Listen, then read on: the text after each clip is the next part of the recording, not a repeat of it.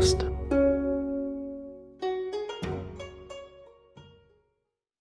Hey everyone, it's General Gaddafi. Hey, I'm Johan. I'm new to Kings of War, practically new. Started third edition. Hey, I'm Keith. I've been playing Kings of War for a while now. All right, and I'm Paige. Welcome to our second episode. Today we're going to be talking about Halpi's Rift, the campaign supplement. Let's see if it gets blurred. Ooh, it's a little bit blurred. There we go. Halpi's Rift, and we ran a local campaign. So we're going to talk about that and Kings of War campaigns in general. But before that, we have two new people on the cast, Johan and Keith. So I'd like them to introduce themselves.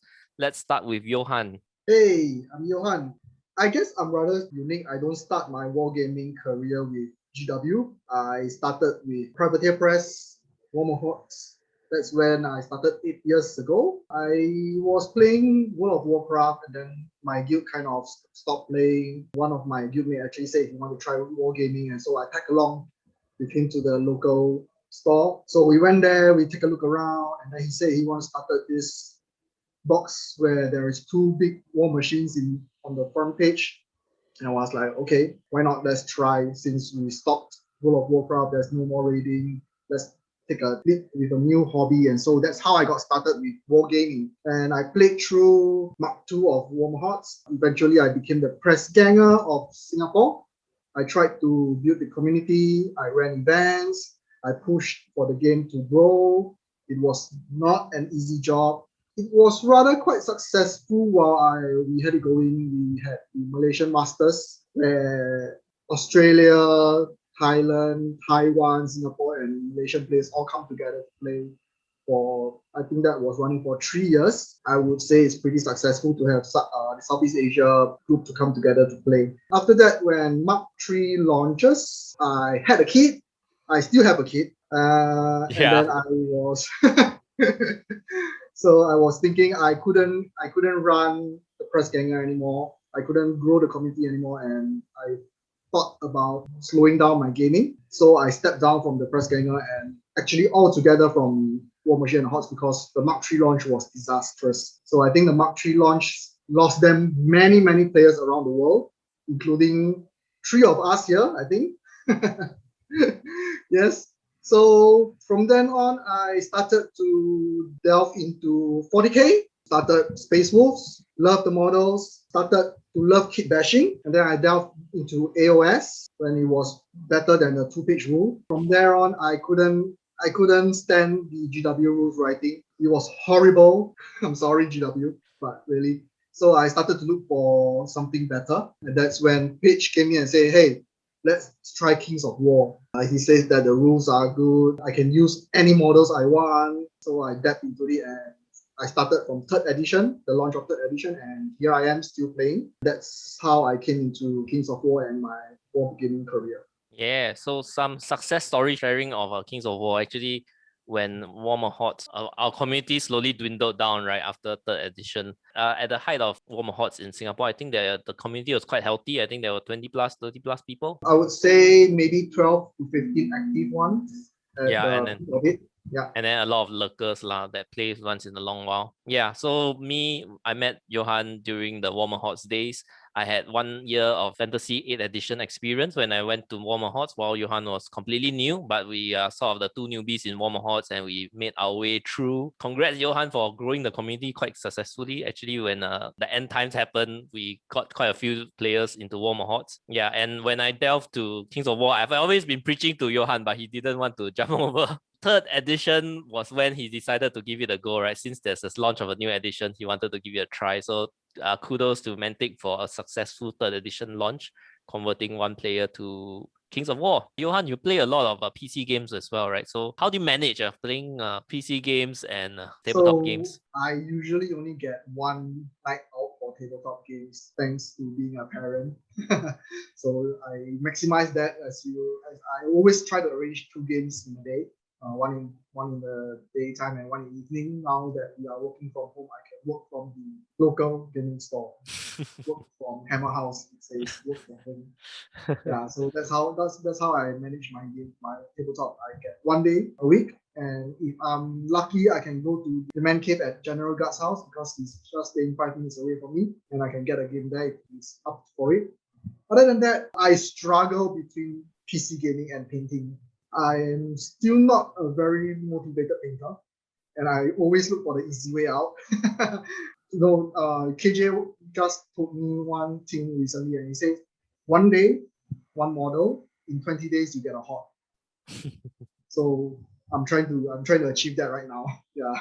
Yeah, one thing about PC games, I don't play PC games anymore, but you play some games, you get good at it, and then suddenly you stop playing, and then like that's it, right? All the time you spent on that game, other than the enjoyment you had during the time of playing, but there's nothing left over from the game that you have abandoned. But when we paint the model, it's permanent, right? We paint. Yeah, I strongly feel that as well. Like at the end of the day, in our hobby, you have something to show for it and something you can be proud of for many, many years. And you can put it on the shelf, you display it, you stare at it, and you'll feel happy. Whereas pixels and zeros and ones, unfortunately, you can't really stare at them for life. I think going forward, when I'm going to move house in the short future, where I will get a display case from SG Display. So when I have to fill that cabinet up, maybe I'll be more motivated to paint more stuff. Awesome. So next, let's have Keith introduce himself, veteran wargamer, please. I've been exposed to Warhammer models ever since I was like 4 or 5 years old. Because my uncle used to bring me to like a comic book store. They actually sold the old metal models. So I used to kind of stare at them and go like, wow, these are so cool, and especially the Undead ones. But being like 5 years old, I was like, oh my god, I can't afford these. I really didn't expect that years later I would actually get into this very game. So I started in 2001 with Warhammer 40,000, 3rd edition. And shortly after that, I got into Warhammer Fantasy as well, 6th ed. Back then, I used to paint terribly, feeling around with no real guidance. But I think it was an interesting experience to learn and to pick up the hobby on my own. I kind of started with my school friends, actually. I think it was 2003 when War Machine launched its 1st edition. I got into that as well. So I was very involved in War Machine from the beginning, very active in the community as well, until, like you said, when Mark III kind of blew up the whole scene. I've not only played Warhammer and 40k and fantasy for many years, but I've also been involved in events, run tournaments, and of course played in a lot of tournaments. My most memorable experience was when I went with our team Singapore to ETC, and that was 2013. I really loved the experience. It's kind of like feel the Olympic spirit when you play in these global tournaments. There was just so much respect among all the players, and I kind of felt that, wow, got to meet a lot of really cool people and just had fun over those few days. I've also been involved in quite a number of other games. I play Malifaux as well, and I'm also the henchman. And I've also done tons of other games: Drop Zone Commander, Drop Fleet Commander, Granite Fall, Battlefield Gothic, Necromunda. I've almost done it all. Keith, you play the GW games, 40k, and do you play AOS? Yes, I play almost all of them, I guess. How you keep up with the meta changes of GW games? I'm struggling very hard. I actually formed a tournament team locally for 40k. We are actually one of the very strong local teams. My team name is Team Losers, actually. I call them Team Losers on purpose because, pretend like we're going to lose. I think facing the meta, it's good and all, but there has to be a point where you actually step back and say, I have too much stuff, so I'm just going to try and make it work with what I have. It's also good if you have a few armies, because that way, if one of your armies kind of gets nerfed or it's like power level drops or anything, you can at least try and shift to one of your other armies. I think that's how I manage it, by having at least 2 or 3 armies to rotate between. Now we're going to talk about Halpi's Rift, the campaign. This campaign ran from November 2020 to January 2021. Me and Gard, we were planning this campaign. So firstly, we were thinking about the makeup of the players. So we have players, the whole spectrum, right? So for myself, I don't like the territorial map concept of campaigns because I felt that it's another mini game by itself, and I need to balance the mechanics of that. And on top of that, it will take people's attention from playing the actual Kings of War battle. So I rather just, do a to a campaign focusing about the Kings of War battles. So that's just my personal preference. So what we ended up with was to split the team, split all the players into two sides, two alliances. There are some benefits to this. Of course, the experienced players will be there to guide the new players. New players feel less pressure, right? Because got people to carry them, and you have teammates to cheer you along.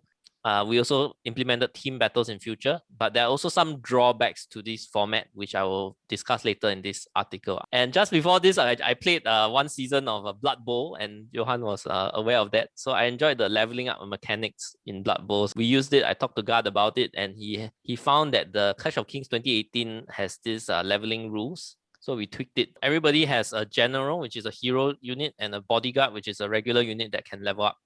These are the rules, but I'm not going to go through them. Basically, you get a general that has 2 items as an upgrade, and then it can level up. The rules can be found on -28. We have an article that posted all the rules. Of course, you can pause if you want to just look through these. You gain experience points when the general or bodyguard kills and survives the battle. Right, this is the list. The only thing we changed is Dread. In second edition, there's no such rule as Dread, and I think in second edition, the Dread rule, when you roll number 12, is it cancels off Inspiring, which is very, very powerful, I feel. Since third has Dread, right? So we just say, okay, then the rule is Dread. Because there are five planes, actually, like 4 planes and the Astral plane. So we decided to have 2 weeks on each plane. So then the thing went for about 8 weeks to 9 weeks, and then we had a finale, which is played on the Astral plane, and it will be a team game. You score points at the end of every game, and one thing that I did in War of Hordes that was pretty successful, so then I brought it over to Kings of War, was that you score 1 extra point for writing a battle report after the game, so that you can share it in the chat groups, and it kind of excites the rest of the players. They can read up and see what's going on with the game that was being played, rather than, somebody who played who and who won, that's it, but rather they can read up and enjoy the reports of it. What do you think of this mechanic? I had fun. I had a lot of fun writing my battle reports. I have them in the slides later on. I literally wrote a story for my battle report. Yeah, I think it started out great, right? But near the end, everyone was we got a little bit fatigued near the end, so everybody slowed down. I think the length of the campaign has something to do with it also. Being 8 to 9 weeks long is a bit of a long period. If I were to do it again, I think 4 to 6 weeks. 6 weeks is just perfect for me, because I can feel the energy go down after 6 weeks. So 6 weeks would be perfect, which is the current campaign that we're running is going to run for 6 weeks. This is Keith's battle report. He basically he wrote his battle report in poem form. So look at all this. So his general is Lichy Lich, and it has all this. And I'm just gonna get out of full screen because you can see there's actually a lot more. If you can see my screen, right? There's a lot more to the poem, but I'm just gonna showcase this part. And yeah, he probably took a while to come out with the whole passage, right? Yeah, I think maybe about an hour or 2 report. Thinking about it, right? Yeah, the hard part was getting it to rhyme. Yes, amazing. So that's pretty fun. And this was, if I'm not wrong, Roderick's one. He always writes very nice. I think his literature is quite good. He writes very nice stories. And he even write a prelude first and then the actual battle. So the prelude is like why the 2 armies are fighting, and then he'll do a battle report after. I also did this summary of every plane. I'll write a narrative that drives the story forward, and it's based on the battles that were fought during the 2 weeks of the campaign. So there's all the different battles that I weave into the narrative. I was pretty excited at the start, but also at the end, I was very tired writing the story. Did you guys read any of this story? I did. Awesome. Yeah, I did. Okay, so at least it's not in vain. So people have been reading the story. So just some ideas for viewers out there. You're going to run a campaign. These are some stuff that you can try to do. Okay, let's talk about the different planes, because people are going into the global Halpi's Rift campaign very soon, right? So let's talk about what to look out for in each plane, because the players here played them. Post-production note, for those of you who are predominantly listening in to the podcast, I'll be reading the Halpi's Rift special rules for you guys so that you can follow along. First up, we have the campaign setting. the special rules of Halpi's Rift, there will be 5 planes or realms that you will be playing these games on, and they are namely the Material Plane, the Abyssal Plane, the Empyrean Plane, the Ethereal Plane, and the Astral Plane. There are new campaign magical artifacts that you can take throughout all the planes, and each plane comes with one specific magical artifact that you can take for that plane only as well. Next, there is the channeling table. On each plane, there is an effect labeled from 1 to 6. At the start of each turn, you will roll 1, 2, or 3 dice to see what numbers you roll and the corresponding effects on the table. From there, you pick one of the 3 effects to take effect during your turn. Now, how to decide how many dice you roll? You do that by adding all your spellcasters' levels together. So for example, if I have 3 level 1 characters, or a level 1 and a 2, or a 1 level 3 spellcaster, I will roll 3 dice. And as the game progresses and my spellcaster dies, you will roll less dice. Take note though, you roll a minimum of 1 dice even if you have no spellcasters on the table, so you will at least always get an effect, just that you don't have the choice. Some of us build our lists so that we always have 3 dice to roll at least at the start of the game. Some of the effects are pretty good and you want to make sure you increase your chances of hitting them. Specific to each plane also has a special rule that's taking effect on the map. Mercenary units that you can purchase from other factions, though in our campaign nobody did that. 2 special terrains that has a bit of special rules, for example a hill with brutal aura, and 2 spells specific to that plane that you can purchase on your spellcasters. Firstly, any of these items that's available throughout the campaign, did you guys take any of them? I took the Wizard's Pointy Hat. I think that's the most popular one. Everyone wants to hit that level 3 to roll 3 dice for channeling. I also took a Wizard's Pointy Hat because I took 2 Brood Mothers. They are level 1 each, so I made 1 level 2. Anyone else took any of the items here? Yeah, I think I took the Cloak of the Dragon Banisher. Oh, what does it do? Gives and snare against fly. Was it ever useful? I don't think so. Yeah, that's the only other item I took. The rest are all magic focused. So I think I think I was trying to take the Staff of the Forsaken. I could never find the points for it because I felt that it was like perfect for Undead. How many spells could you? I mean, if you put it on like a Lich King, because usually for Surge you normally only need like 1 inch. It's good to cast Surge on like the -1 or -2 modifier. Okay, I like the Fire Heart, although I didn't take it. This was actually an item from 2nd edition. Yeah, that was a very good item, but I just couldn't find the points for it. Yeah. So for myself, I only have Drain Life, so I don't need two of these spells. Right. Alright, let's move into Material Plane and things to look out for. Spells of the Material Plane. First spell is Alchemist's Curse. Range 12, targeting enemies, and you add the target unit's defense value to the end value of the spell. It deals damage at Piercing 4. Level 1 for 15 points, it starts at 1 dice plus the defense of the opponent. At level 2, it's 4 dice plus the defense of the opponent for 25 points. And at level 3, it's 6 dice plus the defense for 35 points. And take note, you need to be of these spellcaster levels to buy them at that appropriate levels. Next spell is Magical Mimicry. I doubt anyone took that. You target an enemy with a spell, and when you hit, you get to cast one of its spells, excluding Surge. Number 1 thing, Alchemist's Curse is very, very good. Everybody, if you can take them at level 2 most of the time, right? Level 2, you roll 4 dice and add the unit's defense. So if the defense 5, you add like 5 dice, so you are rolling 9. Piercing 4, you're going to wound pretty much all of it. My general that took this has Vicious, so you're going to reroll once, right? Yeah, so this spell combined with Elite and Vicious is crazy good. Did anyone take it at level 3? Keith, did you try it at level 3? No, I actually didn't use it at all. Oh wow. People playing in the Material Plane, do look out for that. The plane's special rule is Eye of the Storm. When a spellcaster is within 12 inch from the center of the board, that's exactly the dominate circle as well, they may choose to reroll any number of failed hit dice on their spells. For each reroll, they will suffer 1 wound. So pretty strong for rerolling your failed or misses on your spells, but you will take damage from it. So next is the channeling tables. Channeling table effects. Number 1, this unit gains +1 speed. Number 2, +1 waver and route value. Number 3, add 6-inch range to the first spell cast of this unit.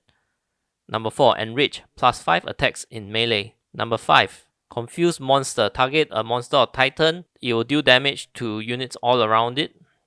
Number 6, select a friendly individual. It gets crushing strength +1 and doubles its attacks against enemy heroes, monsters, or titans. So the number 1 thing to look out for in a channeling table for material plane is the +1 speed, because that means all your units potentially tread an extra 2 inches. So you gotta look out for that. It might be a gotcha if you're not prepared for that. Anyone else has anything to add for this one? Enrage is awesome.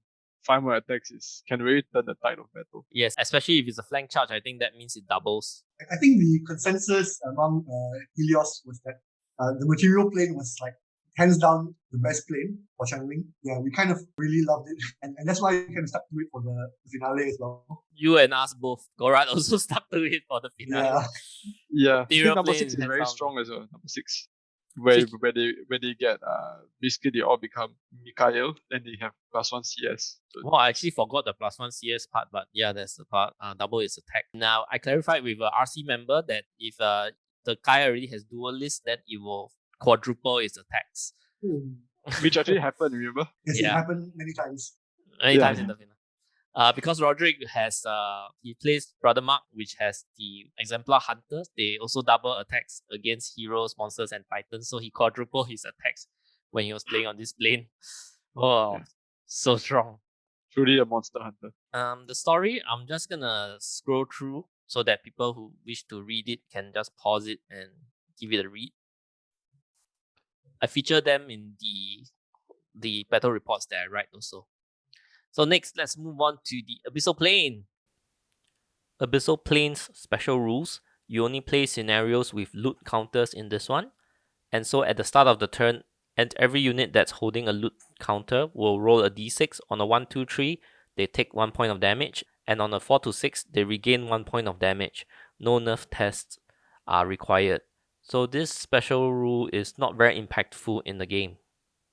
Abyssal Plane's spells. First one is Scorched Earth. You can buy it at 2 dice for 20 points at level 1 or 3 dice at 30 points at level 2. Level 3 has no difference. So if you score a hit, the opponent's charges will be hindered. This is an 18-inch spell targeting enemies. So their charges will be hindered and they will also lose Strider and Pathfinder, right? So this happens for their next turn. Of course, counter charges are not affected. Next spell is Blazing Inferno, 12-inch spell. It's like the opposite of Alchemist's Curse. It rolls a lot of dice as a base, but it subtracts the target's defense value from the number of dice you roll. So for level 1, 25 points, 12 dice minus N, which is the defense. Level 2 for 30 points at 14 dice minus N, the defense. And level 3 at 35 points for 16 dice minus N for the defense. There's no piercing for this one. Doesn't suffer stealthy cover or anything like that as well. The spells, actually, at first it looked great, but I think end of the day when we played it, it felt a bit lackluster. What do you guys think? I love the Scorched Earth because I'm playing a decent war and I'm playing defense 6 golem, so Scorched Earth really works for me. Yeah. So they'll always be hindered, right? Except that when it's counter charging, they're not affected by the initial charge. Even they have Pathfinder or Strider, they will lose it and they'll always be hindered. I remember taking it, but not casting it in the end because I think I took the first charge. I charged first, so no point casting into it because they're gonna counter charge. What about you guys? I tried the Blazing Inferno. It's okay. It's basically a fireball with no modifiers, so that helps against units with stealthy, but ultimately it's very expensive. No hit modifiers, but you do roll less dice the higher the opponent's defense is, so it's good at killing low defense stuff. Yeah, you get level 3. At worst it's 10 dice, but it's usually about 11, 12 dice, which is decent. Right, and then the loot tokens will randomly either do you 1 damage or heal you 1 damage, right? Not a lot of effect I felt in the game. Abyssal Plane's magic item is called Hourglass of the Cronius for 20 points. Once per game in melee after rolling to hit and to damage, but before taking a nerf test or rolling attacks from other units in the same melee, the player may decide to discard all the rolls and re-roll everything again. The second result stands. Now, because Gorat had a strong lead in the material plane, when we went into the Abyssal plane, every Ilios player will have a free Hourglass of the Cronus effect they can use once per game on any unit, any battle. So I think when it's free, it's awesome, right? But if it's not free, I don't know if people would take this item because it is quite costly. And you only take it on the unit and only that unit gets to reroll. That's the difference. Right. I think nobody bothered to bring special units because everybody just wanted to take their own forces, right? You might not even have these models. We always play with the terrain. Some of them are interesting, some of them are okay. None of them are especially broken. Abyssal Planes channeling table. Number 1 is Cloak of Death. Number 2 is Headstrong and Fury. Number 3 is enemy -1 to waver and rout value. Number 4 is targeting an enemy that is not engaged in melee, and take note this effect is at the start of the turn, so you can still charge afterwards. The enemy immediately takes D3 points of damage. No nerf test cost for this damage taken. Number 5 is Elite or Vicious. Number 6 is an exploding effect. So you choose a unit. If it routed, units engaged with it suffers D3 hits at piercing 2. In terms of the channeling table, there's a lot of damage dealing effects in the Abyssal plane. So Cloak of Death dealing 1 damage, right? Just taking 1 nerf off. And then there's a D3 damage as well, as long as it's not engaged in melee. Elite and Vicious to help in melee combat. So what you would like to look for in the channeling table is something that helps you in range, something that helps you in melee, and something that provides some funky effect like +1 speed. So for this one, it's mainly damage dealing. The fluff based on the battles on the Abyssal plane. I'm just going to scroll through it. So in this third plane, where I wanted to mix it up, we started to introduce team games where each player brings 1,300 points. Why I chose this value is because if anything less than that, it feels very restrictive in list building. Especially if you do 1,000, it's very boring to build a 1,000 point list, but 1,300 felt like it's less than 1,005, but it felt close enough to 1,005. And without breaking the size of the game, 2 of you would be 2,006. Feels like a 2,500 point game. All your allied effects will affect each other. In terms of the effects, Empyrean Plane Special Rule, Winds of Change. This has a wall of text, but basically what it says is if your spellcaster from round 2 onward and its movement on the opponent's half of the board, it will heal damage based on the round number but roll 1 less dice for spellcasting. If it stays on its own half of the board, it will take damage based on the round number but roll 1 extra dice for spellcasting. No nerf tests, however, if the damage takes it past its route value, it will immediately die. This has the most interesting special rule. Do you all remember this one where if your caster is on your side of the board, you will take damage, but your spells are stronger. And you'll take damage based on the round number. So round 6, you take 6 damage. If your caster is on the opponent side of the board, you will heal life based on the round number, but you roll 1 less dice when you're casting spells. So take damage and have stronger spells, or heal life and have weaker spells. Do you all have any experience with this special rule? Yeah, I felt like I was on the clock. Because my casters normally hang back and support. They were very rarely on the opponent side of the board. Did they die? Because I think if you cross your route value, you automatically die. I had one Necromancer die like once, but I tried to manage it by like dashing across the table center like for 1 turn and then going back. Yeah, I remember my game against Johan, his Iron Caster also popped at the last round. Poop, just died. Yeah, I think for Keith it wasn't too bad because his Lich could regenerate and he could fly around. Yeah, but his Necromancers were forced to not hide behind. Well, That's imagine a dwarf Iron Caster. Speed 4. And he was hanging back to boost his war engines. Roderick, he took a Paladin on a Dragon and he took a pointy wizard's hat on it, so it became a level 1 wizard. And he took it for the purpose of healing. Because once he's on the opponent's side of the board, he'll heal life every round. So that was the combo that he came up with, which was pretty devastating. Thankfully, my game against him with John as a team game, the Phantoms rather, in Night Stalkers, grounded him on his side of the board.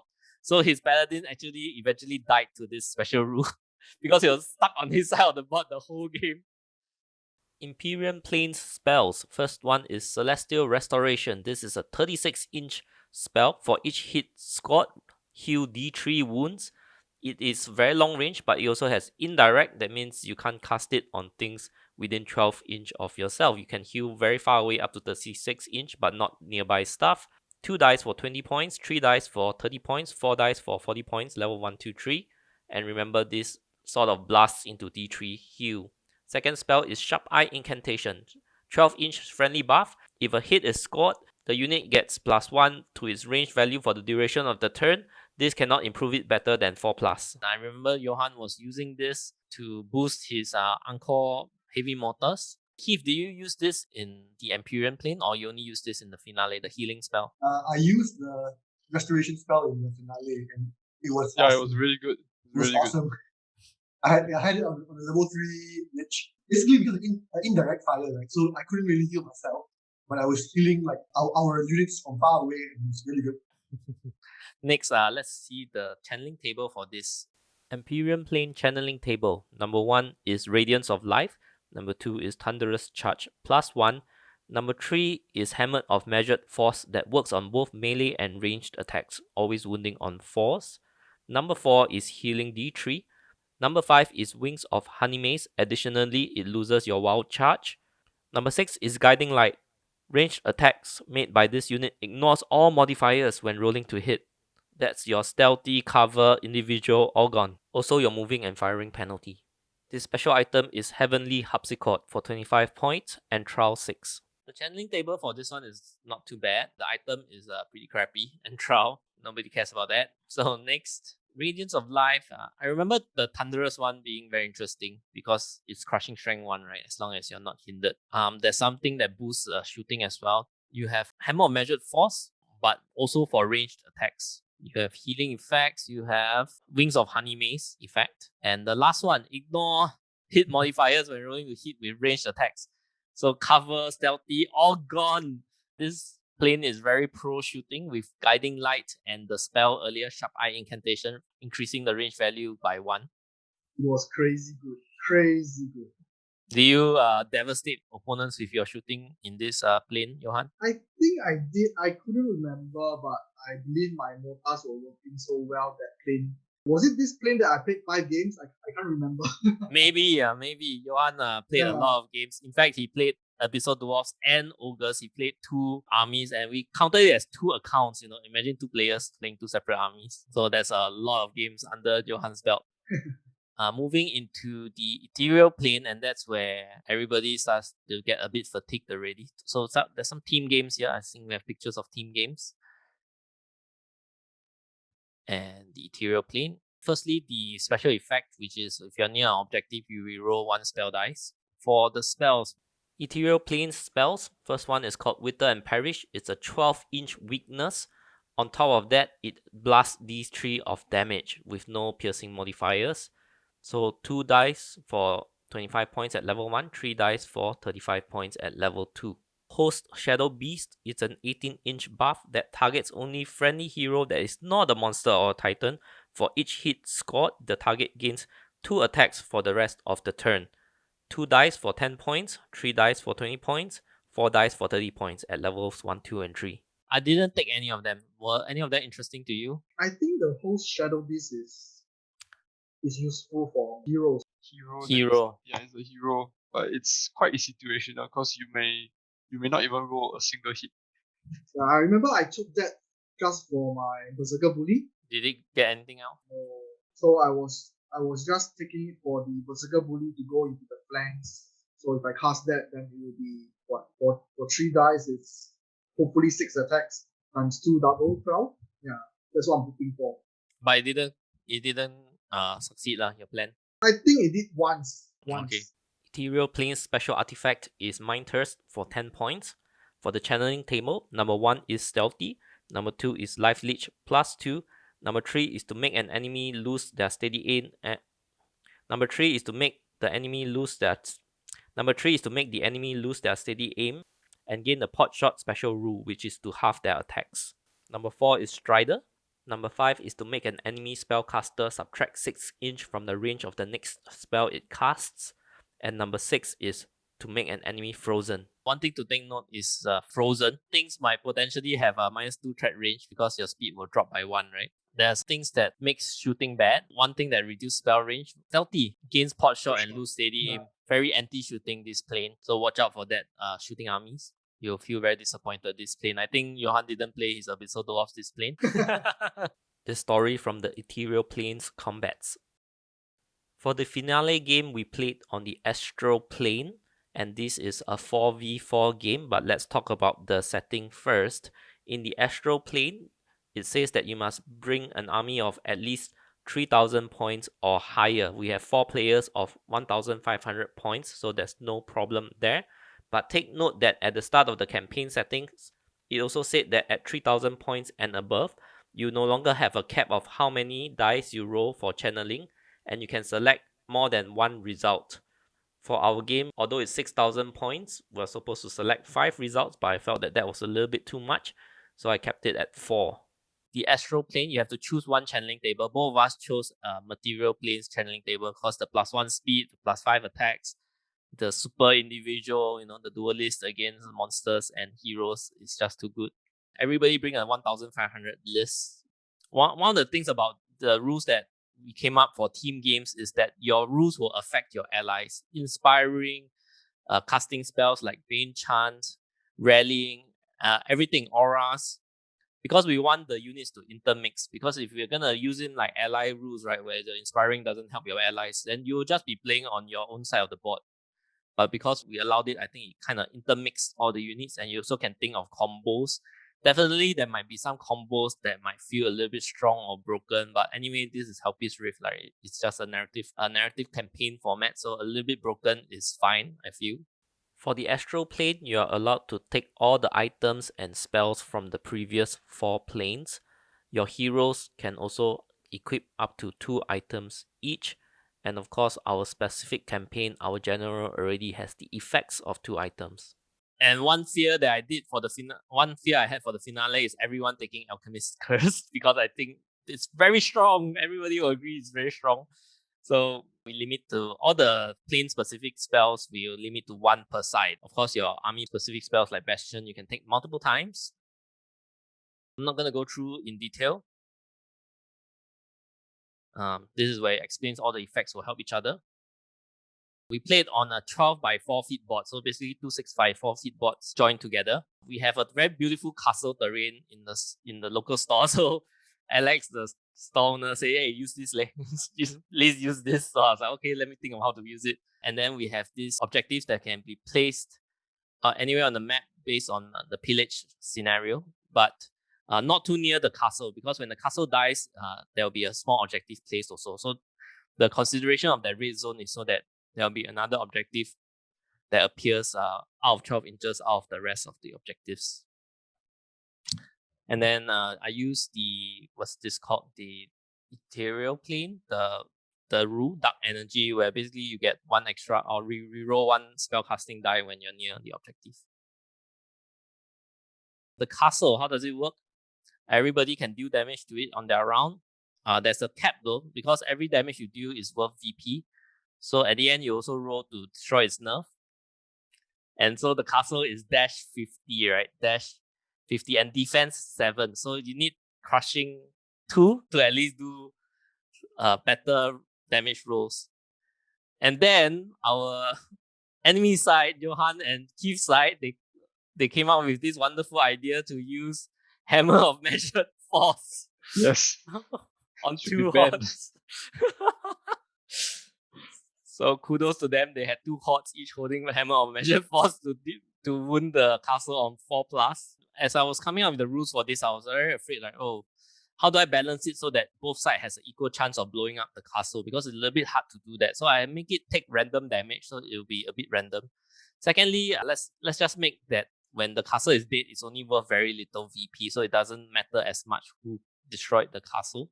It's only worth 2 extra VPs for killing off the castle. There it is. And here it is. That's the rules. When it's dead, it will be replaced with this unstable vortex. What's the GW model called? Tailwind Vortex.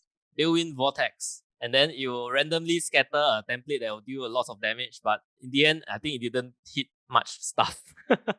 So that randomness really is already a little bit too random. Every side gets a watchtower model that's it's a height 6 war engine. So actually height 6 is pretty good because it ignores a lot of unit cover. This is how big it is. I'm just going to skip past that. One thing I thought was pretty cool is that we were scoring points for our alliance as we played games, right? So I was thinking what to do with the points. And rather than just giving the side with more points an advantage and then the losing side with less points, nothing at all, we converted the points into currency to purchase stuff for the game. Right, so of course we come up with a formula. I came out with a formula such that the winning side will not be too much higher than the losing side, but each has a comfortable amount to spend on. Okay, firstly there are rerolls that you can spend on, which is pretty funny. And just to make things fun for the finale, I make that if you want to use any of these effects, you have to do certain actions to do it. There's more over here. I have videos of to show later on. Oops. Which reminds me, I need to turn on the sound. And we also included living legends, that's especially from the factions that's not in our campaign, so that they can purchase these living legends. And one of them is actually the general of one of our players who can't make it to the finale. So there's one for Korat's side and one for Ilios' side. We also feature the Spirit of Valandor, which is from the 2nd edition supplement. And for Ilios' side, the Mortar Breeze. This is the board. From both sides upon deployment. That's how awesome it is. We'll walk down the board. And I printed the height of every single terrain piece to put on the piece of terrain so that we will have no dispute over how tall it is, or no gotchas regarding, oh, I forgot it's so tall.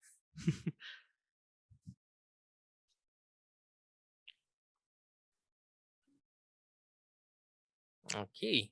You can look at all those sexy legs.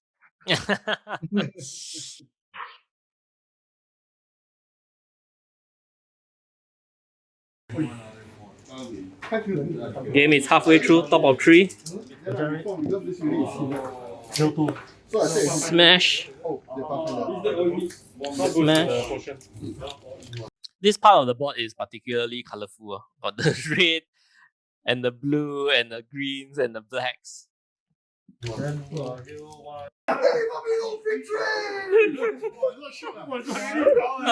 one of the dice only. Running the 2, right? Yeah. One again, one! So he rewrote a nerf check and got the nerf he required to route. Go! Stand back! Oh, let me show you how it's done! Well, Remember this skill. I rewrote and rolled a 1. So that was a negative example. Boom! Castle is destroyed. That was fast! Violence! Thanks to hammer the measure force. Yep. These are some of the recap stuff. Epic moments. Yeah, the Berserker Broadlord, 36 attacks. The Sea Otters were the MVP. Yeah, the otters dealt 2 damage to the tyrants, and then with the Kraken charging, the Sea Otters were tidal swarms, right? Yeah, tidal swarms. Yes, the tidal swarm, they were hindered, so they were hitting on 6s, but no matter. But over on the other half of the board, because the castle is so huge in the middle of the board, right? It kind of splits the table into 2 6x4s. Each, there are 4 players, 4v4, right? So each half of the board, 2 players were fighting. So even though my red kin models might be on the other side of the board, I just say, hey, God, you just control it. You focus on that side of the board, and we focus on this side of the board. No matter whose units they were, you just control it. Revenants took 30 damage. He has the level 3 Celestial Restoration. We bought a Idol of Shobik for the Iron Resolve Aura. And he has one side of his Revenants against the castle, so he couldn't be flank charged from that side. How did it happen? Because that was not my side of the board. You just kept charging and he just kept healing, right? Yeah, it was a grind that we were never gonna win because they had Phoenix, they had Lichy Lich, they had too much healing. on their end of the board. Yeah, and then because the one end is against the castle, so there's a limitation of how many units you can multi-charge in as well. That flank of our line would never collapse, but we lost the other flank. Me and Gart, we were in Gorat, and Johan and Keith were in Ilios. And Gorat, we took a combined arms approach. We have a little bit of shooting, while I think Ilios side was all melee. Very little shooting. Close-up picture. That's the Revenant that my shock troops charged into it. And because it's the same base size, so nothing else can charge it. So it just healed all of its wounds back gradually throughout the entire game. So this guy is the idol of Shobik. My Tangle is over here as well. We eventually lost that side for Gorat. These are some of the recap pictures. One mistake we did was that the deployment took too long, right? We were deploying one unit at a time, and then we realized, hey, it's taking too long. Let's deploy 3 units at a time. Because there's so many drops. I think there's almost 40 drops. Yeah, I think we took about 1 hour to deploy. So out of the 4 hours, 1 hour was probably just deployment. So our advice would be to deploy 3 at a time, playing a much higher points game. Or if you can have a screen in the middle, that'll be quite interesting also. But it's quite hard to do. In that finale, Gorat won in the end. Gorat was winning one half of the board, while Ilios was winning the other half of the board. The critical point to our success was that for Gorat, we had one veteran player on each half of the board, while both Keith and Roderick, you all are focusing on one half. So you all won that side very hard. Yeah. So I think that was the key. So these were the epilogue slides. Basically, Halpi's Rift brought them to the different plane, and finally to GW's Fantasy's old world, where the end time was happening, and they managed to take the rift back to Penitor before the world collapsed in its end times. Yeah, so some things to consider for future is, I think, the leveling up mechanic. I think it would be best if the person who lost just get more experience points straight up. Because it's snowball effect, right? If the winner gets more perks, the winner will win harder in the next game. Yeah. And it will just keep snowballing. So the winner already has the satisfaction of winning. So let the loser feel something, level up, you get more XP. So I think that would be a better approach going forward. Just the loser just gets more XP. Campaign duration, I'll recommend 6 weeks. 10 weeks is too long. 4 weeks sometimes is too short. Sometimes by the time people get into the feel, the momentum of the campaign, already halfway through already. So 6 weeks, I think, would be perfect.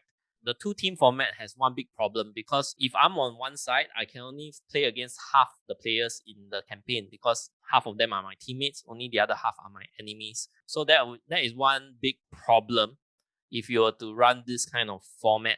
In fact, we had to keep jumping players back and forth between alliances, because during this season, suddenly this player is very busy and he can't get any games in. And then suddenly the opponents has no players available. So we kept swapping players from alliance to alliance to make sure that, at every 2 weeks, there are players that are actively playing. So I remember Gart was bounced to Ilios and back to Gorat. I'm not sure. Johan, were you bounced back and forth? Oh, I was the one who tanked 5 games in a week for Ilios. That week, Ilios, a lot of players were unavailable, and then Johan played 5 games. Then after that, we brought Roderick over. There was a time that Gart was not able to play games as well, so we swapped Gart back, and then we put Roderick over. Roderick is one of our strong players in our local scene. We also try to keep it balanced. Try to have an equal amount of veteran players and newer players to help carry the newer players. We also had one plane where teammates could actually, you could play against someone on your own team. Yeah. Remember? That was fun. Yeah, we had that. Friendly matches, and you gain some experience points from it. But it still doesn't feel, I think people are still not as excited as fighting an opponent, right? Yeah, we called it like a scrimmage battle. Okay, so let's go around the table and pen down some of your thoughts of the campaign. What went well, what could have gone better?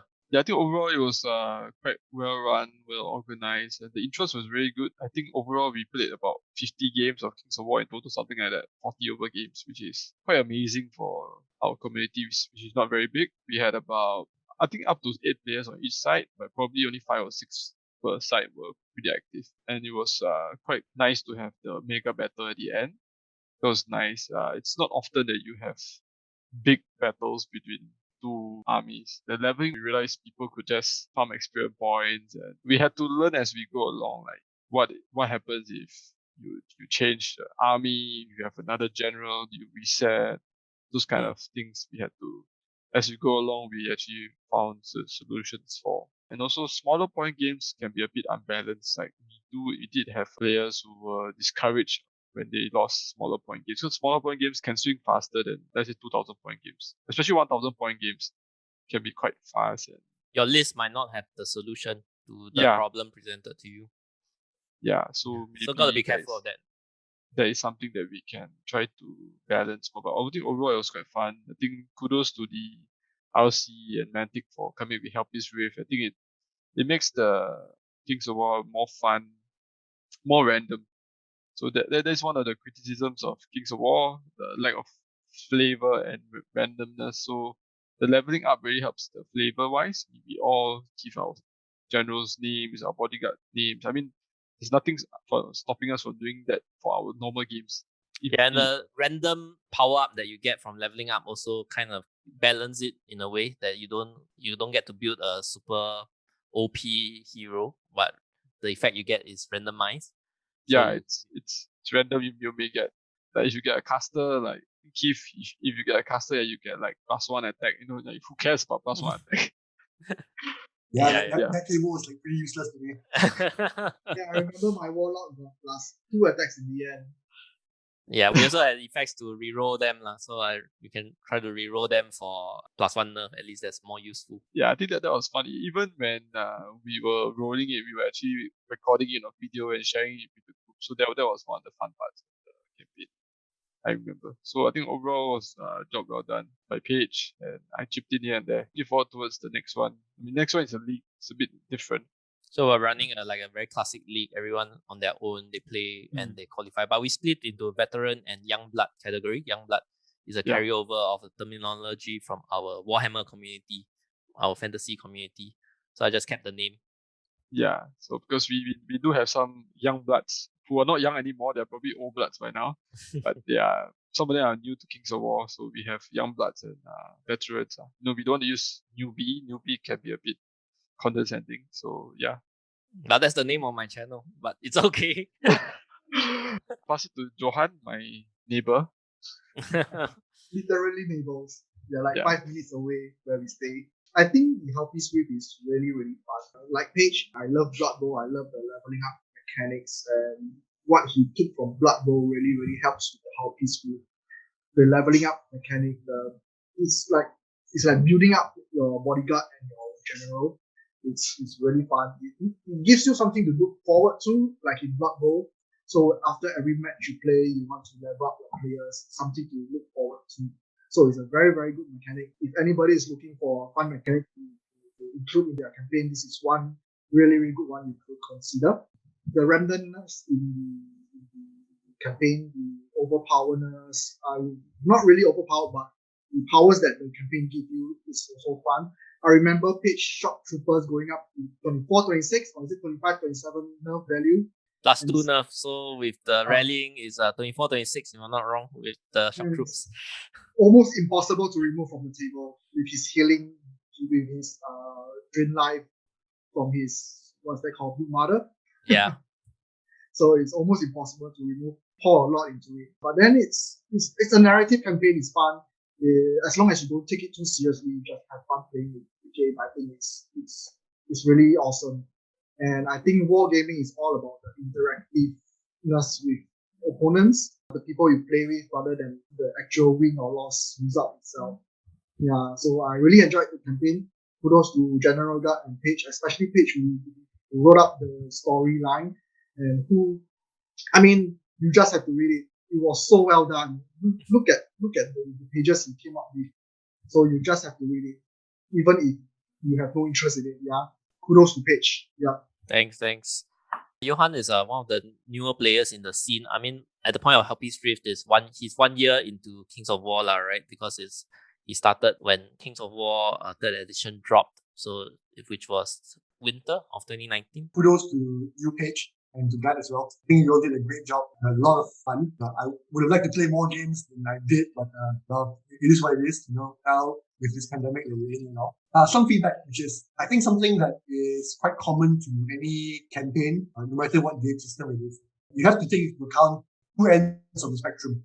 I think, and it was kind of brought up as well when you have newer players and they kind of lose their first couple of games and then they start to feel demoralized and they end up dropping out in the campaign entirely or just being there but not actually there. I think this is quite a big problem that happens in many campaigns and which actually kind of ruins the whole balance of the campaign, especially when you have teams, like 2 teams in the case of Goran and Elias. And there's no easy solution. It's not an easy thing to find a way to encourage these players to remain in the campaign. I think that's one thing that we may have to kind of consider for the next one that we do. And on the flip side, when you have the very strong players who tend to dominate X number of games, when they kind of challenge people or they ask, is anyone free for a game? And you see kind of there's a hesitation for some people to kind of accept the challenge. In the end, it also means that these strong players also don't play as many games as they able to. If I could leave you with one point, it would be try and figure out how to balance these 2 ends of the spectrum and to make it an experience like where all the players can kind of stick to it until the end. Thanks for that, Keith. And yeah, that's definitely one thing that we learned.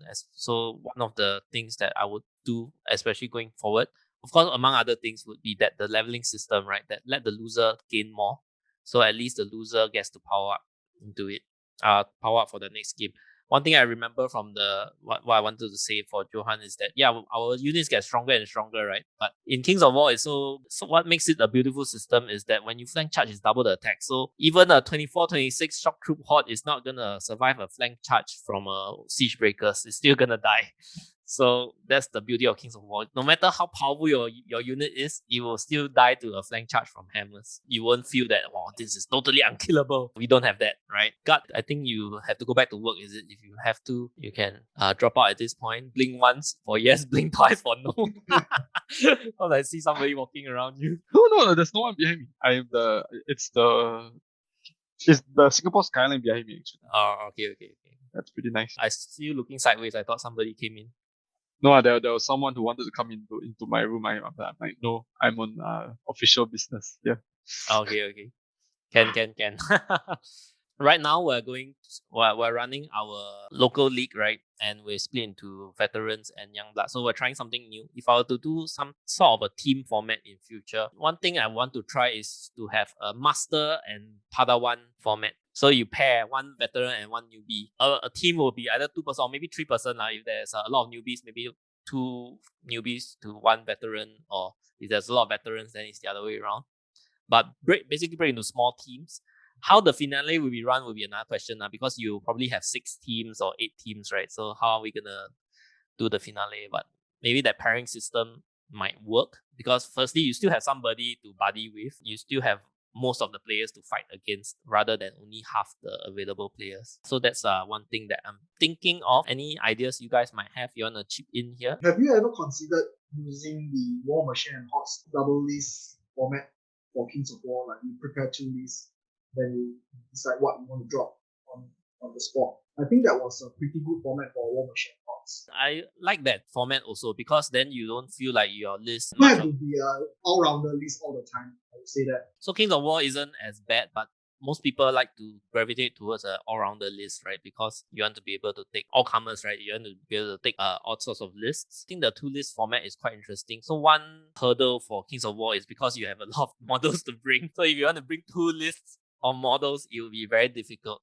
But I have thought about this on and off before. I think one way we can do it is that, for example, in a 2,000 point game, you can bring 2 lists, but perhaps 1,500 points must be the same. So your 2 list is 75% similar. So you can have that last 500 points to tweak around so that you have 2 variations of the list, and depending on which 2 your opponent bring, then you say, I think this variation might work better. So I think that would work. Firstly, because 75% of your list is the same, so your model, your box, right, will be the same. You will just be bringing a little bit more models rather than 2 entire armies in your backpack. That's one idea I have. Maybe it's 1,005, maybe it's 1,002. I don't know. I don't know what's the exact number, but that's the rough idea behind it. Yeah, I would love to do that. Maybe we can experiment with the community, Kings of War community, even those people listening right now, maybe you can experiment with this format. Keith, anything to add? I think I raised most of the points. I'll leave it in your good hands because event planning and organizing leagues and campaigns has kind of be a living thing. It can't be static. There will definitely be some times that you can't predict all the ways people will react. You have to just change it on the fly.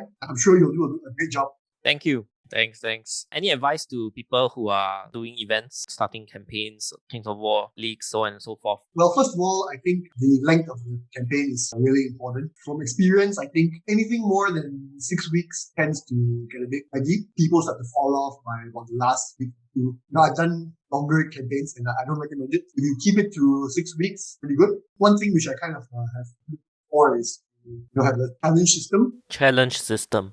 But on the other hand, you don't want a situation where people are not having games because they're being avoided, or people kind of want to pick and choose who they play against. So these are the challenges that you have to work around. And I think it has to be tailored to fit your particular play group. Because some play groups may be much more narrative, more willing to take losses, play on no matter the result. I think here sometimes we tend to be a bit competitive. I don't know, maybe it's Asian culture. I think so too.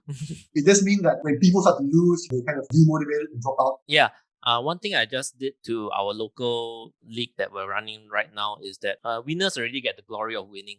Let me shift the prize towards a lucky draw, a raffle, so to speak, so that even those who are not in the running to win can also look forward to something at the end of the league that they may be able to win a lucky draw. So that's something new I'm also trying, something that I came to the realization of. Because like winners, they can get prize money, but they really got so much glory and sense of accomplishment from winning. So that's something that I'm also trying to think of and work towards, trying to think from all players' point of view. While having prize money, store credit, or store vouchers is great, but one very simple kind of prize, which I think everyone kind of likes, is trophies or swag, something that you can display. Because while prize money is great, and we all know it gets filtered back into the hobby like a vicious cycle. You can't display prize money and you can't display vouchers. When you get a trophy, a statue, or some nicely painted model, it's something that you can put on the shelf. And I personally have I have a shelf that I put all my trophies on. Makes me feel happy. I think that's one consideration. I'm not sure how the rest of you think, but I would rather receive swag than prize money. That's a good point. And when you look back at your trophies, you will remember the times, right? Oh yeah, I piloted this super broken list. Not super broken. Maybe some games, but not all games. Well, I piloted this strong list brought me to victory. I think when you look at the medals, you will reminisce of your wins. Yeah, so for this league, we are actually giving away the Jesse Conwell's Ogre Warlock and also a lot of Frostfang. So one of our players, he is also pretty new, but he's a very good painter. So he has KJ. He has volunteered to actually paint these two models to be some of the prizes. Yeah, and we'll mount it on a plinth and then it will become a trophy. So the plinth, the trophy itself has the model, whether it's the Jesse Ogre Warlock or the Frostfang Rider. And guess what? The plinth will be 40 and 50 mm respectively, so you can actually play on the table. Yeah. So as you play, you can flex your victory. Yeah, I mean the Ogre Warlock, I told KJ to paint it in red skin and whatever, and then I say it's going to be for me. And he was saying, what? And then I look at the box and look, it's red skin. It's meant for me because my ogres are red skin. Later as I showcase my models. Awesome. I think that is a good segue to let's showcase some of our player models. Let's start with Johan. 1.5 years into Kings of War. You do have quite an impressive collection for being such a... Yes, he's very, very productive. And this is also a nice segue for me to leave because I don't have much to contribute in that aspect. So we are filming this in the day and God has to get back to work. So thanks, God, for joining in. The three of us will continue. Okay, have fun, guys. See you. Bye-bye. See you. Johan, go ahead and share your screen. So this is the full spectrum of my ogre army. Some of it, one of the big one is commission painted. The rest I paint myself. About 2,500 points to 600 points, I would say, around there. These are my Siege Breakers. Siege Breakers models weren't out when I started playing Ogres, and Ogres are my first army in Kings of War. So I looked around, I was finding a model for Siege Breaker, and this came up. So it was 3D printed. I think they really fit Siege Breaker really well with the big shield and the spikes on the shield. So I think quite a few Ogre players use this 3D file. So maybe you can send me a link so that I can put it in the description. People can find this file if they're interested in it as well. Fire Dreadnought from D&D, I think. Okay. Yeah. So that's the name. So this is the back view of my Standard Bearer, Ogre Standard Bearer. So he earned this shield when he had a 5-round combat with a Dwarf Lord. So he actually survived the combat with the Dwarf Lord for 5 rounds. And so he earned the shield. This is a Space Wolf, the Dreadnought shield, I think. So it was KJ's dwarfs, is it? No, it was Guards. So he survived 5 rounds of combat with a dwarf lord. Yes. And that's why you gave him this shield. You added in after the model was done, after that game basically. These are my boomers. It's one of the first unit that I painted because boomers are so good in Ogres, right? They are literally the best of both worlds. They are Pierce 1, Crush 1. They fight well as they shoot well. I remember these guys taking out pages Forsaken in 2 shootings, I think. The Forsaken Knights, is it? The Flying Knights. Yes, the Flying Knights. And I like that blue highlight on the armor. You don't do it for all the models. Yeah, no. So I was testing the contrast on silver black pepper. So this is one of the results I have. Other than this unit and another standard barrel, which you see far back behind. So these are the only units with the blue tinted shoulder plates. Because I was just testing out the contrast. Do you like it? I like it, but it's kind of weird to have only the shoulder plates and the knee guards. So I went away with it. Yeah. Okay. So that's my thought. I have my Berserkers. These Berserkers I kit bashed with the Iron Jaw Brutes weapons. You recognize these weapons if you have Iron Jaw Brutes. I had some leftover bits from Warcry, so I used them for Berserkers. The reason I didn't use Mantic Berserkers is because they are metal. I hate metal models. I think a lot of people in Singapore don't really like metal models. Yeah. So I tried to avoid metal models, and I have a lot of ogre bodies left over from the Mega Army box, and I was looking around to see where I can get arms and weapons that can duplicate Berserkers, and voila, the brutes really fit well.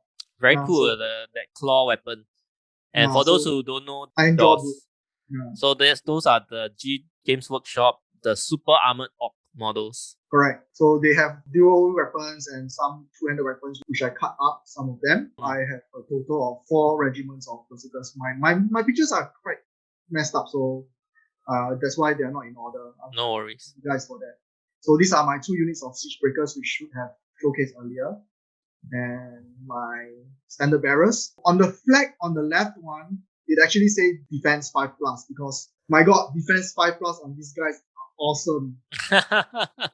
They are literally the chef that I use for Ogres. Yeah, so with the pose where you look at him and say, hey, come on, give me all you got. Oh my god, this is actually the Grokaga model, the one that says come at me. Yeah, but it comes with the Mega Army box, so I used it for the the thing about the Grokaga model is it doesn't look very different from a normal ogre. Correct. So I have another. I don't remember if I took a picture, but if you look way back beside the giant.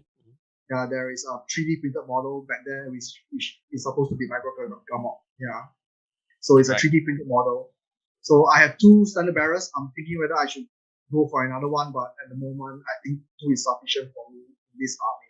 Yeah, so this is a commission painted giant commission to KJ, who is painting our prizes. He's a really, really good painter. He's been joining competitions online, I think, and recently he got second in one of them. So amazing. This is a very expensive commission job I paid for. Third of my Berserker regiment. I particularly love the model on the left side because of the knife on his back.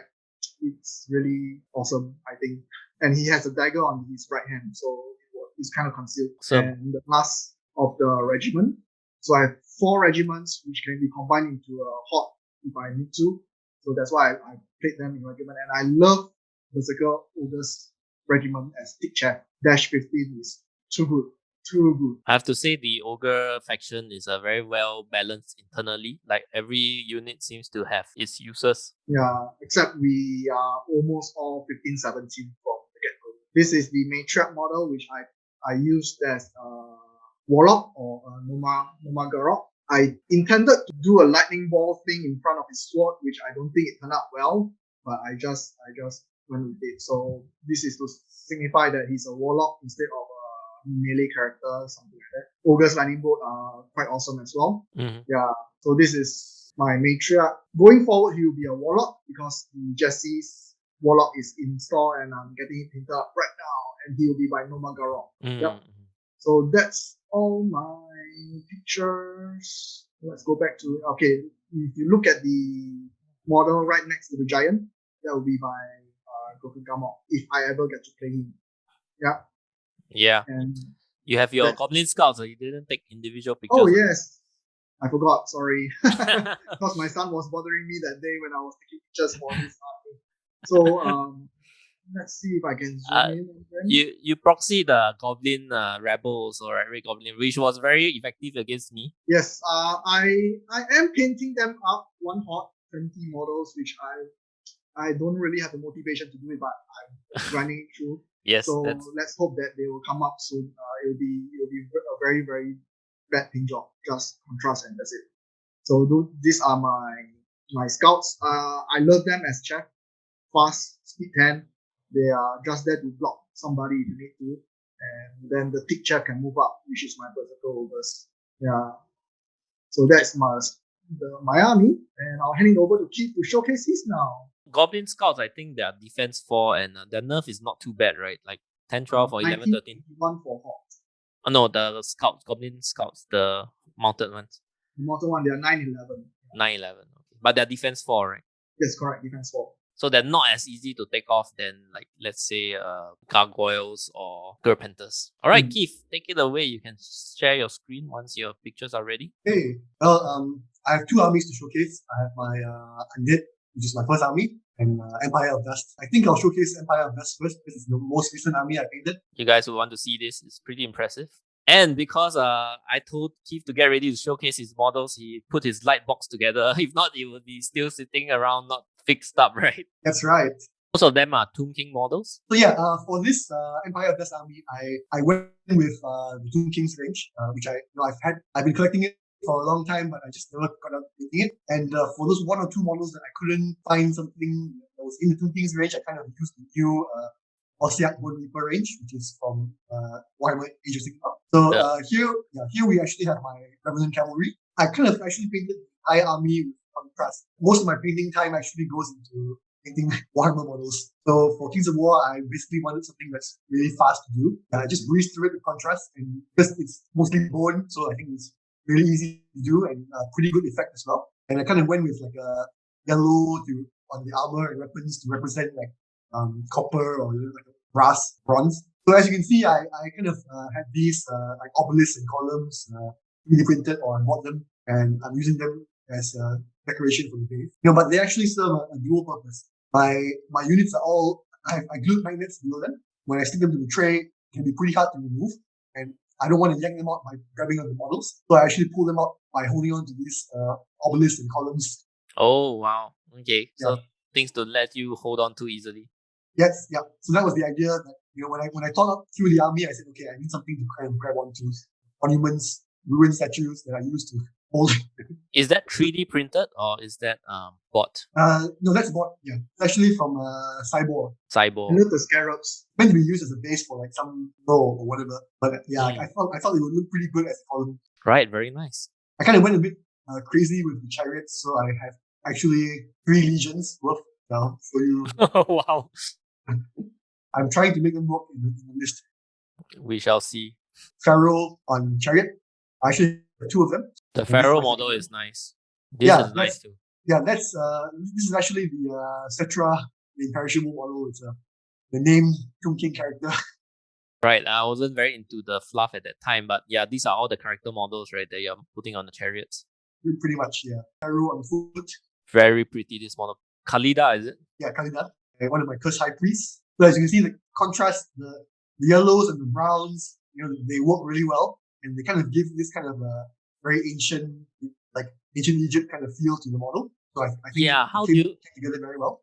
How do you do the blade with the yellow and the browns? Actually, it's just one color. It's Astral yellow. But the key is to make sure that it pulls in the right places. Then you get a kind of natural, strong highlight on the edge. Nice. Do you wet blend it at all? The yellow, brown goes. Okay, no wet blending at all. It's just one coat and make sure that it's a smooth coat. That's all. But if you want, you can also kind of go back, just paint an extra layer, and that will actually heighten deck as well. So you can do that as well. Nice. So this is my other Cursed High Priest, especially the Scarab Prince from Two Kings. So yeah, I really love this model because it's just so cool. It looks like the sea of flowing scarabs. High Priest on your horse. I'm using it as a Revenant Champion, Army Standard Barrier on horse, and on foot, Mummies, Tomb Kings, Tomb Guard, Mummies again, second unit. These are the slightly newer models. Skeleton Spearmen, forming a shield wall and trying to protect like some ruined temple or some kind of monument. Spearmen. Enslaved Guardian Archers. Yeah, I really love these guys. They're really cool. Pretty effective, pretty versatile. And my second unit. You know, what I love about them is that they just throw out so many shots. And then if you do try and charge them, you can still kind of fight back and kill something. They're almost like the Ogre Boomers, right? Are they quad shots? I believe so, yes. They're not really meant to move forward. Usually, if you want to move them, you use search. Yeah, so if you search, you don't suffer the penalty, right? When you shoot. Yes, yeah, that's right. First unit of Enslaved Guardians, second unit. And the third unit, for something different, I kind of use these old Tomb Scorpions. Figured they work pretty well as Enslaved Guardians as well. I love these models. They look so nice. Yeah, and I had a hard time trying to fit them onto the base. So I realized that I have one guy kind of raised climbing atop one of the monuments. In GW, they're supposed to be on what, 50 by 50, is it? I think these are on 60 mm now. Well, before they were sent to Legends, they're no longer legal for tournament play or anything now. Oh man. Yeah, and that's my Bone Giant. It's a very classic model, right? Yes. It's also one of the Two Kings range. Skeleton Archer Horde. Wow, you free-handed the inscriptions on the banner. The banner was a bit plain, so I kind of wanted to do something interesting. So I tried to do some kind of runes or hieroglyphics. Yeah, and I'm not really good at freehand. I think that's my big point of painting. Probably the best I can do. Do you have any reference for the glyphs? Not really. I just kind of went with my what I felt was on the spot. I just drew it. Skeleton Dead Eye crossbows. There are no crossbowmen in these stage, so I figured Balefire Braziers. And that kind of counts for the piercing one. The pot shot rule also because they stand still and light the arrows on fire. So I think it worked out pretty well in the end. Swarms. These are scavengers. This is my monolith, winged undead worm. It's actually the Two Kings Acrospinx. I really like this model. Yeah, it took me ages to paint all the dags. The little details. The yellow and purple dags, because there's so many of them. One model, it took me ages to paint them all. Oh, the triangles, huh? Yeah, the triangles. Oh, we're going into the Ossiak Bone Reaper range.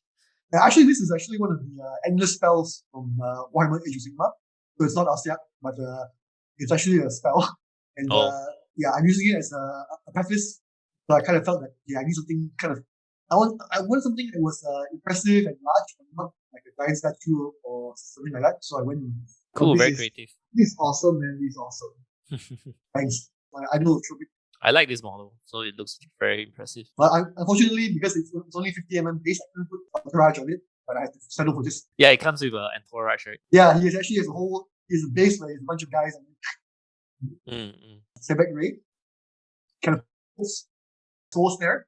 Basically, for my Undead, it was my first Kings of War army. Really huge. I have like every unit in the list and multiples of them sometimes. When I kind of conceived of the paint scheme, I wanted something that was really fast to paint, so I could paint up the army really quickly, but yet still look kind of cool on the table. So I kind of devised a moonlit scheme with like OSL, like big source lighting. So it's kind of like a bit of a noir kind of look, where I have this black and white, and then the only color actually comes from white source. My Revenant Cavalry, 2 units of them. So it's actually very simple. I'm using a little fluorescent paint.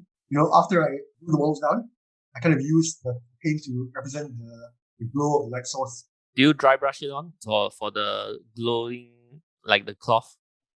Well, you can't really dry brush it because the texture of this fluorescent paint is a bit like a gel. But you can sort of dry brush it a little bit. It's more of just don't overload the brush. Just slowly brush it across. Sometimes you may need to add a little bit of water to kind of smoothen the effect. Yeah, but overall, it works really great over black and white. Very striking. Soul Reaver Cavalry. These are Rune Wars, right? Yeah, these are actually Rune Wars models. I mean, after the range was phased out, it was pretty cheap to get hold of them. Yeah. Second unit of Soul Reaver, Warhammer Blood Knights, and the Manfred from Pastime model. Oh, yeah. See it now. First Pharaoh. And I think these are from WizKids. So these are my Bulgas, my Lich King. The Celestial Restoration General. Yes, this guy. Lich. Yeah. More Lich Kings. Yeah. basically the models are like pretty far out there from all over the place. But they're all very nice. I guess you like the models, that's why you buy them, right? Yeah, pretty much. And for those who don't know, Keith has a nickname of Vampire Lord, or what's it called? Zombie boy. Zombie Lord. Zombie he boy. likes all the undead stuff. So I think some of them you bought them before you even got into Kings of War, right? You just like the models. Yeah, and you buy them. I mean, I've had them some of these since like my Warhammer Fantasy days. Like chemists, my necromancers, one more of them. Guy. Necromancer also? Yep, necromancers. This is my mounted necromancer. Mounted. Get cost more necromancers, of course. You can never have enough necromancers. Pretty much. Yeah. This is my one of my Revenant Kings. I have 2 Revenant Kings on foot. My mounted Revenant King. One more. Oh, I love this model. Oh, this is so nice. Yeah. Because he's riding like this upside down horse and he's kind of floating. Oh my god, it's an upside down horse. Yeah. He's holding the 2 front legs. Yeah, it's pretty cute. Was it again Mountain Necromancer? No, it's a Revenant King. Revenant King. Revenant King on the wing flying worm. I see you attached the little wings today. Yes. So I give him very tiny little wings, which I think kind of felt cute on the very fat worm. It's not gonna fly, man. King on wing worm. This is my Revenant on burrowing worm. That's a purple one from D&D. Yeah, that's the D&D purple worms. Army Standard Bearer on horse. And I have one on foot as well. The Vampire Lord on horse. One more Vampire Lord on horse. And yeah, this is one of my my funny models. It's a zombie whale actually, but I'm using it as my zombie dragon. It's very nice. Zombie whale. Not every day you get to see a zombie whale. Where is this model from? It's actually from a company called Warplock Pictures, and the range I believe is called Artworld. I think I backed it on Kickstarter. Very nice. I mean, it's very cool, right? Having a zombie whale and it's floating in the air. Yeah. So this is the other side of it. And the models on top, the vampire ladies, are they from somewhere else? Yeah, those are from the GW, the Common Throne. Right, the ladies that's on the throne. So it's a flying whale. So yeah. Vampire Lord on foot and on Pegasus. So this is the horde of ghouls I have. Mantic. Mostly Mantic, except the ones in the back row here. Mummy. It's mostly Mantic, except this guy in front, champion. One more regiment of mummies. It's all Mantic here. I've never seen the Mantic mummies up close, so actually they look pretty nice. They look pretty cool. Pretty nice. Maybe it's because of the paint job. They look like mummified heroes because of the shield and sword, right? And cloaks also. Yeah. And they have cloaks, yeah. Revenant hordes. These are Rune Wars models. I recognize that Johan also uses them. Yep. Yes, I love them. These are GW. And are they the Bone Reapers? Bone Reapers range, correct. And my final Revenant horde, which is for the older Graveguard range. Skeleton Spearmen, Skeleton Warriors, Mantic model. I have 2 hordes of Skeleton Warriors. And here we have my Soul Reaver infantry. So these for are these, the Basilian. Yeah, they're actually the Basilian Paladins. I bought these vampire kits from a company online. I think it's Pocket 4. Yeah, and they fit pretty nicely. Wraiths. These are Mantic. But I have a lot of Wraiths. I have a lot of Wraiths. Yeah, as you see, I have a lot of Wraiths. They are very good, right? Well, they went to Speed 7 in 3rd edition, which is a... Yeah, Speed 7. Well, my final troop of Wraiths. Zombie Horde. 2 regiments of zombies that can form up to a horde. Here we have my werewolves. And these are my first unit of whites. Whiskits model. I like them because they're floating in the air. Mm. Second unit of whites. And these are from a board game. Zombie trolls. I think zombie trolls are metal because they look awesome. But really, metal is just too heavy and... Yeah, I mean, they actually have one plastic zombie troll in that box game they had. What was it called again? Dungeon Saga. Yeah, correct. But it's only one model.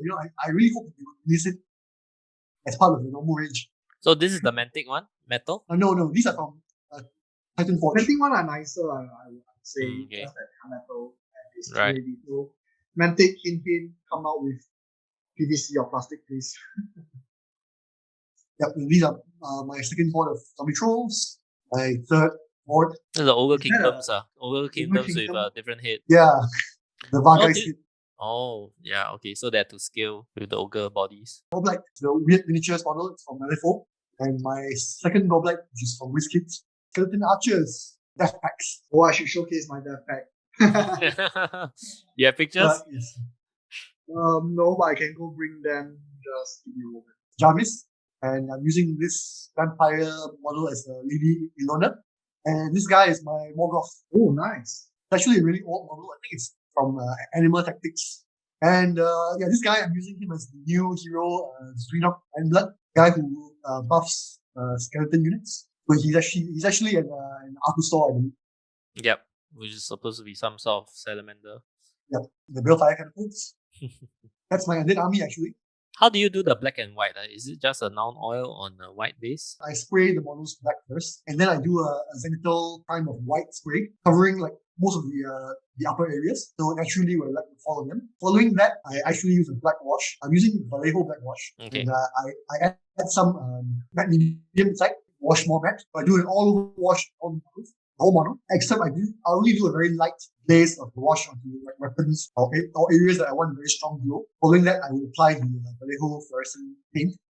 So I'm using two colors. I'm using fluorescent green and fluorescent yellow. I kind of mix the two. So I use green first, and then I do a second coat yellow added in, kind of make it stronger and more like luminescent. That's how I achieve the army look. Awesome. Nice. So we have come close to the very end. Just let me Editing showcase my in the death middle. pack. Oh yes, go ahead. Yeah, the roaches.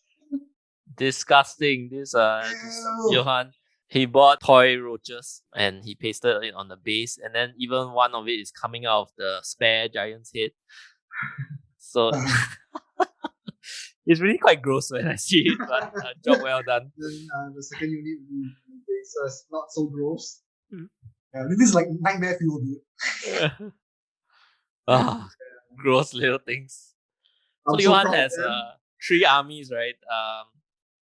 Undead, Abyssal Dwarfs, and Ogres. And you are So Ogres are my first army, and then I jumped into Undead, because Soul River Infantries, thank you. And then I started Abyssal Dwarf because I wanted war engines, sorry. From Abyssal Dwarf, I started expanding into normal Free dwarfs. Dwarfs and Imperial Dwarfs as well, since they are all dwarfs. I'm just going to play them as Abyssal Free Dwarfs and Abyssal Imperial Dwarfs. Yeah, that's about it. Recently, I coerced my wife to buy me the Baratheon Knights, so maybe I'm going to start a Brotherhood army, but not so soon. Yeah. So how do you convince her? I forgot what was the story. Nah, it's What actually you would use is coerced. actually, because every year I'll just buy my wife something special whenever I got my bonus, and I never get anything back. So this year I was like, hey, in April, hey, you got your bonus. Shouldn't you buy something for me? Let's see. I kind of want these new releases from Baratheons. And she's like, oh, all right. So that's how I got my Baratheon army. Well done. And I'd like you to recap something, because when you're playing War Machine and Hordes, you had your True Bloods army and it was painted by your wife, right? Yes. We were so jealous. So my wife is very good at handicraft. She does all sorts of handicrafts, from scratchbooks to nail to pedicure and manicure, and now she's doing sewing, patchworks, all this. So when I first got into wargaming, I have no idea how to paint my armies. And I'm pretty much a gamer more than a hobbyist when I started. I told my wife, hey, paint for me, please. And she was pretty interested in it because it's something new to her. So every time she would paint, she would post pictures of it, and I get to play the painted model. So that's how my models get painted initially. And then eventually she stopped. She got tired of it, and then I had to pick up painting myself. But she painted your whole True Bloods army, right? Not whole, there's too much. Most of it, okay. No, but I would say more than 50%, yes. Okay, if you still have pictures of some of them, do send it over and I'll splash it on the screen to show your wife's great work. Not a professional miniature painter, but because of her nail art and nail art skills, basically, she is able to paint, and it's very impressive for all of us that, me and Johan, we started about the same time. Pretty much my painting was still so crappy that his models were so nice. Yeah.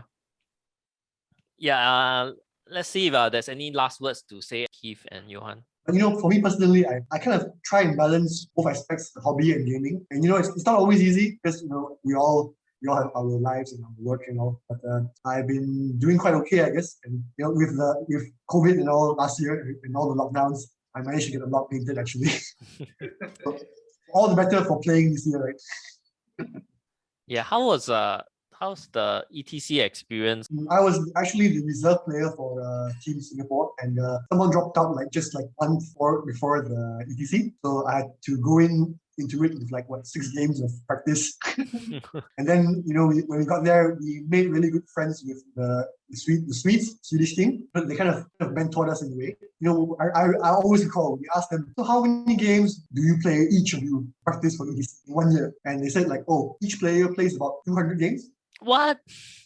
200 games over a year, over 1 year to practice for ETC, and we were like, what? Because that's 4 games a week, right? 4 games a week. Yeah, I think our entire team's number of games, right? I don't think it even hits 200. I think it's we had some players like Justin, who tried his best to do 1 or 2 games a week, and that was really that was really stretching it. Really hard to get in 4 games a week. So yeah, I think our team we went in a way kind of a bit naively, hoping that we would go for podium finish, but we finished somewhere in the middle, which apparently is quite a good achievement for a country that only joined ETC for 2 years or so. I really hope that I have the chance to go travel again for one of these major tournaments in the near future and travel with them again. So, and I highly recommend if any of you have the chance to travel for a large tournament, where you have many countries playing, just go for it because you won't regret it. Meet a lot of really cool people. I met people who are scientists, I don't know, magistrates, crazy clever people, and it was really fun because there was beer, there was there were barmaids and everything. And it was a really cool experience, and I got to really feel that sense that there was a lot of mutual respect. So even though there was that competitive nature that we were all there to win, we still felt a lot of respect for each other as gamers, hobbyists. Right? And you walk around, we did swapping of team jerseys. So I ended up with quite a whole bunch of jerseys, including one of the judge. But I don't know why.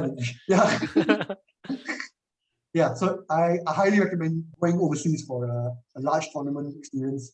Whatever it is, be it if it's LVO, if it's whatever, anything, just go for it. Yeah, I concur. And although I just traveled to Malaysia for the Warmer Hearts one, it was a really, really good experience. The people, like what Keith said, the people you meet, the things you talk about, and as a community pusher, I was talking to the Australian counterpart, and we were talking about how we can manage our tournaments and campaign, just bounce ideas around and beer all around. So it's really fun to.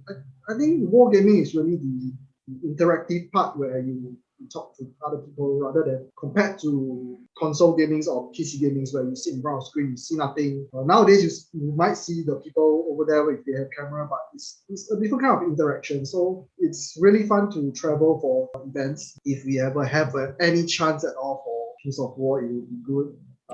We do hope. Make it happen. Yeah, so it's a really, really, really great experience to travel for events, for wargaming events overseas.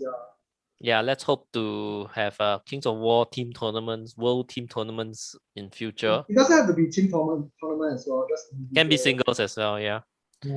Well, the closest big one for us will be CanCon, and Matt Crozier in Australia is hosting the Kings of War part of the tournament. From what I heard, the 2022 one is in January. Will be held very close to the CanCon venue, but off-site to manage the COVID risk. So if you're interested, we might want to look into that. Still not sure how the COVID situation is going to pan out and whether the borders will be opened up for us. So we'll see how it goes. So just a quick showcase of my models that I just finished on the painting table. This Ogre Palace Guard, but I used the Mantic usual Ogres. And I added cloaks behind them made of paper. The sun's reflection is that's not the important part. The important part are those spiky things on top. And the spiky things on top, they are actually false eyelashes. Fabulous. It looks like this, like the feathered back, right? So, but they are false eyelashes. I just painted them white, so they look pretty cool and grand and a little bit exotic as well. They look like they have feathered collars. Yep. So next thing on my painting table would be the what do you call this? The Chinese spearman for my Chinese Kingdoms of Men army. This is fully contrast. On top of that, right, the model comes in this base white color plastic. Right, I think it's board game plastic or something like that. It's a bit soft because you see the spear can bend. PVC. Yeah, I don't know what plastic it is, but because it's white, right, I just paint my contrast paint directly onto it. I never even prime it. I didn't even prime it, and it still looks not bad, right? Yeah, it's good. So you may want to varnish it. Yeah, maybe. We'll see how it goes, lah. I don't think depends on how much I play with these models, whether the paint will come off. Well, if you multi-base them, you should be fine. You won't really touch them. Yeah, true. And I think that's all for today, right? Anyone has anything else to add? No, If I not, think we're good. we'll call it a show. And thank you for listening in. Bye, everybody. Bye. See you.